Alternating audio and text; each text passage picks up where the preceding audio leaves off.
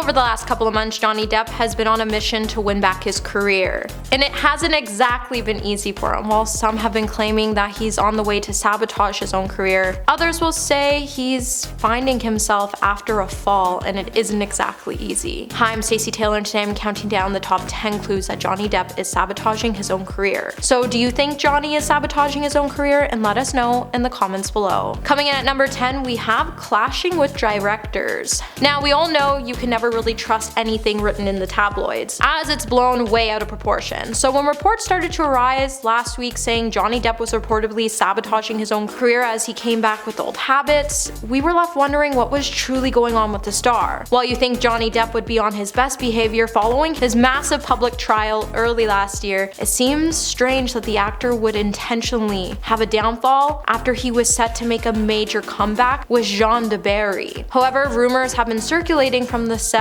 of the upcoming film that Johnny and the French director have been clashing. Actor Bernard Motel shared rumors from the set on the French talk show Don't Touch My TV Set, where he said, "I heard some noise from the shoe, very serious stuff." So Depp is an excellent actor when he comes on set, except sometimes it's 6 in the morning, the crew is ready, and nobody turns up. So of course, Myween, who is the director, gets angry, and the next day, she's the one who doesn't turn up, and you got Johnny Depp, and she's not there. It's finished over this week, but it's going very badly. They don't get on at all. They're screaming at each other the whole time. Now, people not getting along in the industry is actually a pretty common thing, and when you get as big as Johnny Depp, you can definitely be late for a film set every now and then. However, you can't expect him to show up on time when the director of the movie isn't doing the same thing. Either way, with neither of the two commenting on the rumors, it's hard to say if they actually aren't getting along and there's problems, but it's most likely just a very smart PR move, if anything. Number 9. Finding his true self. Now, one can say that finding your true self is an act of love, and expressing it is an act of rebellion. When Johnny found himself being labeled as a wife after allegations started to come forward saying he was physically abusive towards his ex-wife, Amber Heard, more than 7 years ago, Johnny Depp would lose everything. With the judgment being so flawed, what would be shown in court would prove that the relationship between Amber and Johnny had become gruesomely toxic. While Johnny started spiraling out of control, turning to substances to combat the pain of losing everything, Amber did everything she could to humiliate him. While Johnny has always been usually eloquent for an A-lister with a courtly, old-fashioned conversational style, to watch him self-destruct in front of our eyes due to lies and manipulation was definitely heartbreaking. Johnny forgot who he was, and he entered into this defamation trial against Amber Heard last year. He would finally be able to prove to the world that he was innocent. After winning the trial, it's clear that Johnny has been on the road to recovery, and with it, he's been trying to find his true self so he can feel completely whole again. However, before you're able to find your true self, it can be pretty sabotaging, as the critical inner voice doesn't represent a positive sense of self that you can entrust, and rather it epitomizes a cruel anti-self that's inside us. This then gets turned against us. It casts doubts at our abilities, undermines our desires, and convinces us to be paranoid and suspicious towards others and those close to us. Then these anti-self ideas probably filled Johnny's mind with critical self-analysis and self-sabotaging thoughts, which has led him to hold back or steer away from his true goals. Hey, my little peaches, are you enjoying this video so far? If so, don't forget to give it a thumbs up and subscribe to the channel. And number 8, growth. One of the major signs of growth is having more tolerance for discomfort, but also having less tolerance for nonsense. As we continue to grow, we tend to internalize attitudes that were directed towards us by our parents, relationships, or influential caretakers throughout our development. With Johnny being told he was addicted, filled with rage, Amber would go on to show the world pictures of Johnny when he was passed out to prove that his substance and alcohol use were out of control because he couldn't remember. While she claimed that she urged him to get sober, Johnny's brain would have started to engage in this self-sabotaging thought that he would tell himself just to give up and not to try anymore. With his thoughts telling him why even bother if you're never going to succeed anyways, he may have felt like he just didn't have the energy to get anything done. While Amber forced him to feel like a failure for years, he would start to grow with similar self-sabotaging attitudes towards himself. And while he can't change his past as an adult, he certainly has been growing to understand how he can identify these self-sabotaging thoughts that he has internalized. and he has been consciously choosing new ways to combat them so they don't get the best of him. However, with saying that, when we fall victim to our critical inner voice and listen to the directives, we often engage in self-limiting or self-sabotaging behaviors that hurt us in our daily lives. It's going to be hard for Johnny to figure out how he can cultivate the power to select his own thoughts, and we just have to support him as he gets back up on his feet again. Number 7, his responsibility. Who you are is never your fault. However, it does become your responsibility. When you mess up, you have to make up for it, which leads to the idea who Johnny Depp is today is not his fault, but it is his responsibility to claim who he is and to love himself for who he is. When you choose to be responsible for things that aren't your fault, which impact and affect your life, you immediately become empowered and you feel free because you finally realize that you have the power to change your outcomes. When you first take responsibility, while you can't get away from blaming others for your unhappiness, it seems like Johnny has been used to being angry and losing it because he continues to blame others for his downfall, and he's turned to substances. But in reality, all he needs to do is take a step back, get a grip, and remind himself that the person he is really upset with is himself, and allowing himself to get to this situation, allowing it to get the best of him by turning to substances and alcohol. He also let Amber get the best of him by taking responsibility for his own life, wants and needs, emotions. He will realize that his faults are in the past. In the present, there's responsibility. Now, Johnny has choices in his life. He will hold himself a prisoner in the past, or he will create his life in the present. And while he continues to move forward to free himself from all the scandal, it's going to be hard for him to completely leave behind the past of Amber's grasp. So while he tries to reclaim his power to set himself from the past and from the pain, abuse, hurt, and disappointment, it may look like he's self-sabotaging himself. However, he's just on a journey to make a comeback, and as long as he believes in himself, he's on the right track. Number 6, ego and soul. Desires that arise in agitation are more aligned with your ego. Desires that arise in stillness are more aligned with your soul. Research has shown us that ego can be held responsible for many negative human traits that include, but are not limited to, criticizing and judging others, acting manipulative, being inflexible and rigid, having severe mood swings, possessing a constant need for praise and approval, and feeling fearful and anxious. With all the negative traits having a very serious consequence, it can make a person's life a misery, and a lot of these traits can cause addiction to alcohol, tobacco, and other mild substances. Now, Johnny's ego and soul has the ability to make focus on aspects in the physical world that actually have intolerance towards peace, harmony, and happiness, and he is quick to blame others or raise his voice against the circumstances when anything bad